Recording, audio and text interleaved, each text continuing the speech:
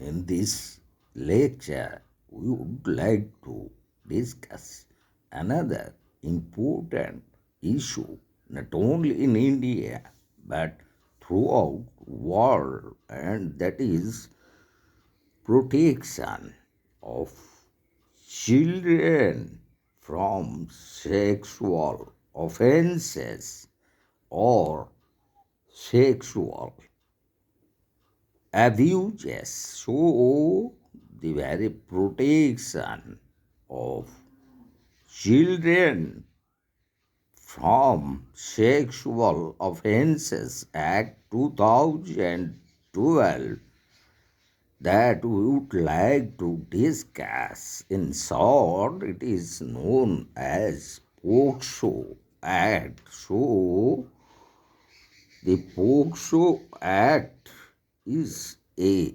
crucial legislation enacted by the government to protect children from sexual abuse. The POCSO Act came into effect on 14th November 2012, which was enacted in consequence to India's ratification of the United Nations Convention on Rights of Child in 1992. The very aim of this special law is to address offenses of sexual exploitation and sexual abuse of children which were either not specifically defined or inadequately penalized. The Act defines a child as any person below the age of 18 years. The Act provides punishment as per the gravity of offense. The Act was further reviewed and amended in 2019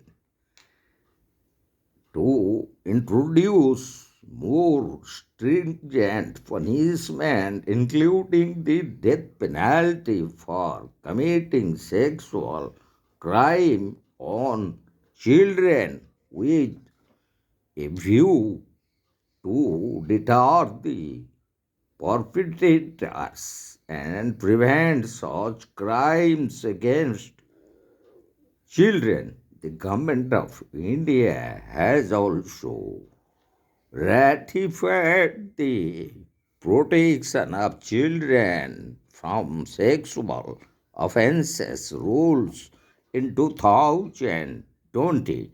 So now we'll discuss the various characteristics of the act. So the first one, it is gender neutral, and the second one, it is created general awareness, and thirdly is it explicit definition of the term. So as regarding gender neutral features, nature, the act recognizes that both girls and boys can be victims of sexual abuse and that such abuse is a crime regardless of the gender of the victim. This is in line with the principle that all children have the right to protection from sexual abuse and exploitation, and that laws should not discriminate based on gender. That's why this character is called as gender neutral in nature. And the second one, there is sufficient general awareness now to report cases of sexual exploitation of children not only by individuals but also by institution, as non-reporting has been made a specific offense under the Protection of Children from Sexual Offences Act. This has made it comparatively difficult to hide offences against children, so the Act created a general awareness now to report cases of sexual exploitation of children. And the third one regarding explicit definition of terms, the storage of child pornography material has been made a new offense. Further, the offense of sexual assault has been defined in explicit terms with increased minimum punishment, unlike an abstract definition of outraging modesty of a woman as it is mentioned in the Indian Penal Code. So now we'll discuss the protection of children from sexual offences rules of 2020 and in specific rule 9 which provide interim compensation and special relief. So this particular rule allows the special court to order interim compensation for the child's need related to relief or rehabilitation after the fire is registered. This compensation is adjusted against the final compensation, if any. So, also, we found about in immediate payment of special relief. So, under the POSCO rule, the Child Welfare Committee may recommend immediate payment for essential needs like food, clothes, and transportation using funds from District Legal Services Authority, the District Child Protection Unit, or funds maintained under the Juvenile Justice Act 2015. So also another important rule is relating to support person for the child. So the POSCO rules empower the Child Welfare Committee to provide a support person to assist the child throughout the investigation and trial process. The support person and is responsible for ensuring the child's best interest, including physical, emotional, and mental well being, access to medical care, counseling, and education. They also inform the child and their parents or guardians about court proceedings and developments related to the case. So now we'll discuss about the challenges. So in furtherance to Criminal Law Amendment Act 2008 in the Department of Justice has started a centrally sponsored scheme in October 2019 for setting off a total 1023 fast track special courts, including 389 exclusive POCSO courts across the country. And as regarding the very challenges that we found, exactly we have numbered them, 8 different challenges that faced by the POCSO Act. One is issue. The first one is issue with investigation. So low representation of women in the police forces. The POCSO Act provides for recording the statement of the affected child by a woman sub-inspector at the child's residence or place of choice. But it is practically impossible to comply with this provision when the number of women in the police force is just 10%, and many police stations hardly have women staff.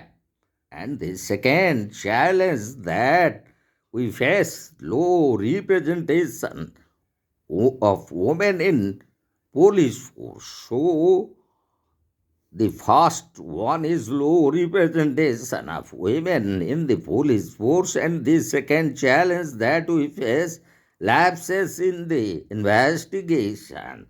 So, though there is a provision to record statements using audio video means, however, there are still reports of lapses in the investigation and preservation of crime scenes in some cases. And in connection to that, would like to discuss one important leading case, that is Safi Muhammad versus State of Himachal Pradesh in 2008, decided by the Supreme Court, where Supreme Court held in cases of heinous crimes, it is the duty of the investigating officer to photograph and videograph the scene of crime and to preserve the same as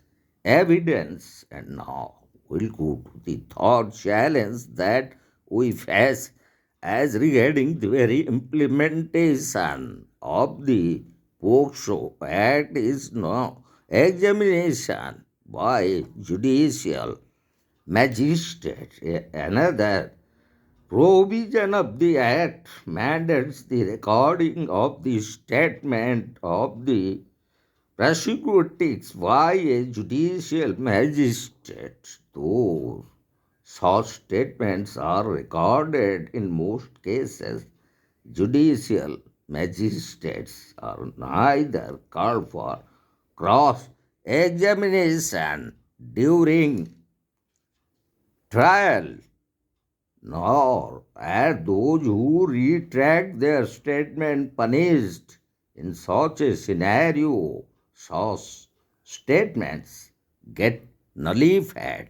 And the fourth one is relating to issue of age determination. That is also a challenge that we face regarding the proper implementation of the Protection of Children from Sexual Offences Act 2012.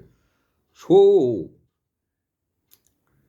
though age determination of a juvenile delinquent is guided by the Juvenile Justice Care and Protection of Children Act 2015, no such provision exists under the Protection of Children from Sexual Offences Act 2012.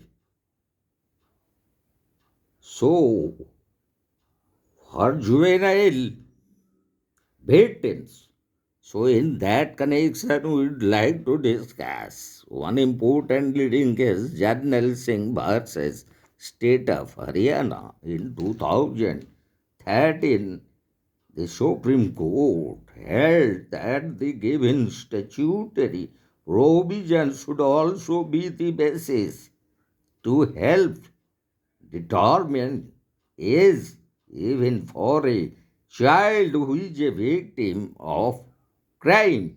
However, in absence of any change in the law or even specific directions, the investigating officer continued to rely on the date of birth recorded in school admission certificate or in school administration registers. And another challenge that we found is regarding delays in filing charges. So, as per the POCSO Act, the investigation of a case under the Act is to be completed within a period of 1 month from the date of the commission of the offense or from the date of the reporting of the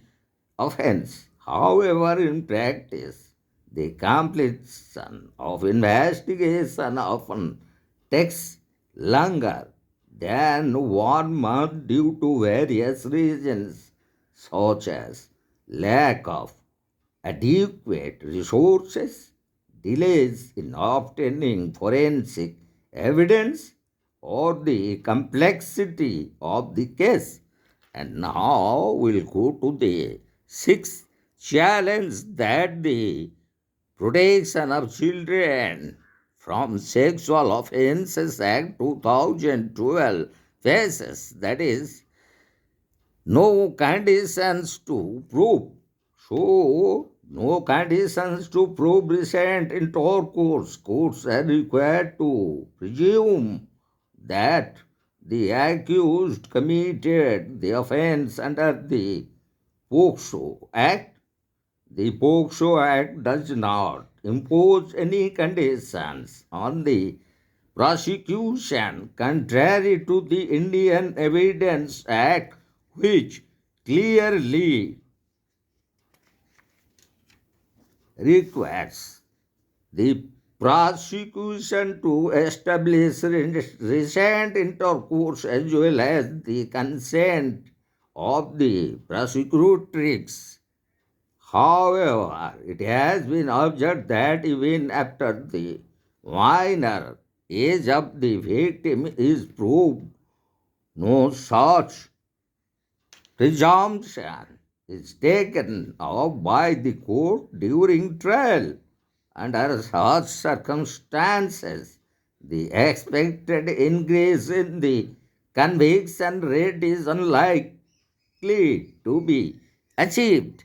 So, also, another one is we found that the initiative to curb child abuse. So, the very initiative that was taken to curb the child abuse or sexual abuse of a child or child abuse prevention and investigation unit, Beti Bachao, Beti Padhao, the movement initiated by the central government, the Juvenile Justice Care and Protection of Children Act of 2015, the Child Marriage Prohibition Act 2006, the Child Labor Prohibition and Regulation Act 2016, the establishment of POCSO courts under special fast track courts. So now we'll go to makes certain suggestions regarding the proper and effective implementation of the Protection of Children from Sexual Offences Act, and as it was amended in 2009, also the rules connecting to the acts met by the central government in 2020, so the government should provide adequate resources such as funding and personnel to investigating agency handling POCSO cases. This will help to ensure that investigations are conducted in a timely and efficient manner. Also, investigating officers should be provided with proper training on the handling of POCSO cases. This can include training on the proper techniques for collecting and preserving evidence, interviewing child victims and witnesses, and the legal requirements of the POCSO Act. Also, setting of special courts for POCSO cases can help to ensure that cases are handled promptly and efficiently. This will also help to speed up the trial process, which can be important for the victim and their family. So, these are the suggestions that we may forward to the Union government and to the Union Parliament to make possible these suggestions to curb child sexual abuse in India, and also to implement the POCSO Act as amended up to 2009 with the POCSO rules of 2020 for their effective implementation and the prompt and efficient working of the institutions and organizations involved in the POCSO cases.